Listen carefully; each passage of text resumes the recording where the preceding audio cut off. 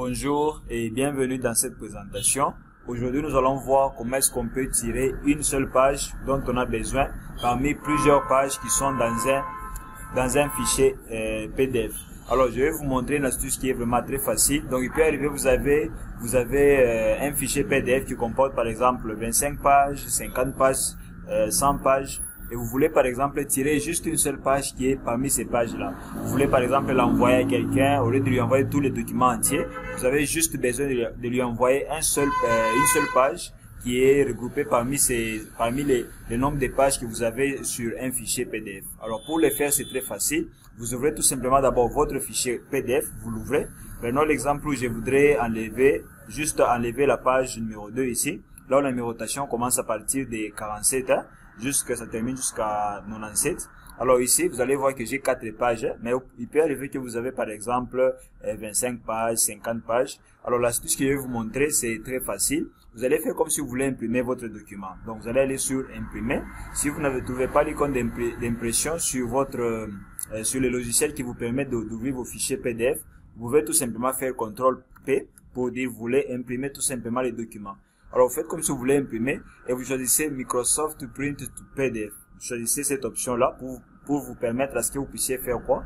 Que vous puissiez tout simplement isoler la page que vous voulez, par exemple, envoyer ou garder de côté. Alors, à ce niveau ici, vous n'allez pas laisser l'option tout, c'est-à-dire qu'il ne puisse pas tirer toutes les pages, mais je voudrais prendre une page qui est bien spécifique.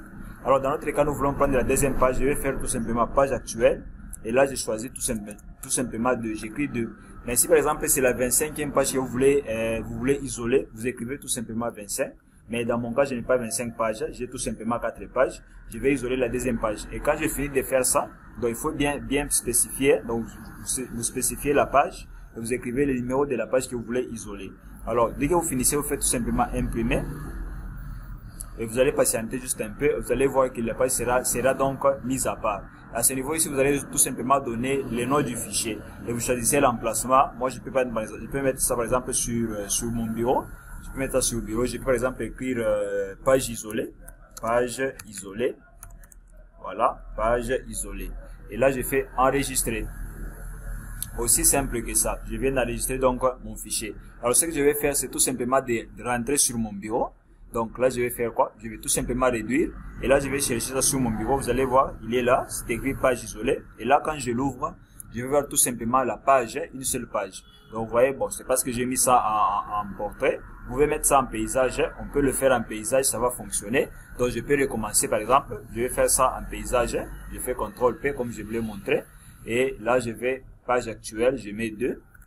Et là, je peux voir les options. S'il y a des options avancées ici qui me permettront à ce que je puisse tourner la page, je peux aller sur préférences, voilà, là il est en portrait, je peux mettre ça en paysage, voilà, et là je fais OK, et je fais quoi? Je vais tout simplement imprimer, et là je vais remplacer celui que j'ai créé, je vais remplacer cela, donc voilà, je remplace, et je fais enregistrer, il me dit de remplacer, je dis oui, voilà, et là il est remplacé, donc je peux réduire celui-ci, je rentre sur la page que nous avons isolée, et là quand je l'ouvre, vous voyez, il sort lui seul. Vous allez voir qu'il est seul, hein? Donc ça a commencé, la numérotation avait commencé au niveau de 47 jusqu'à ici en dessous, donc au niveau de 97. Et nous avons isolé une page. Donc si vous avez plusieurs pages dans votre fichier PDF, vous pouvez commencer à isoler les pages dont vous avez besoin.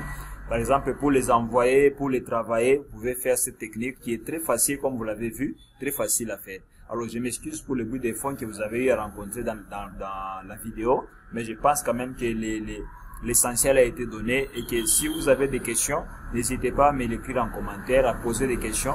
Je vais pouvoir vous assister très facilement. Alors, pour aujourd'hui, on s'arrête ici. On se dit bye pour la prochaine vidéo.